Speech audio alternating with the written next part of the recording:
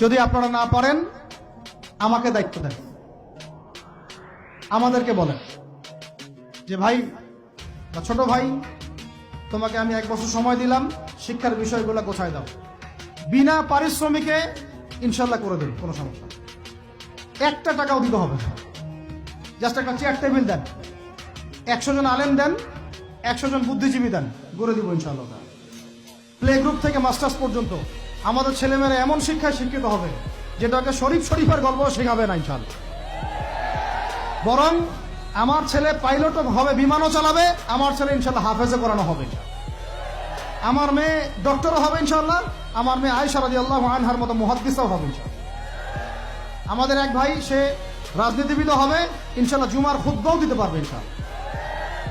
আল্লাহর কসম করে বলতেছি, এমন শিক্ষা চালু করা সম্ভব, শুধু আপনারা যদি একটু সৎসাহস দেখান।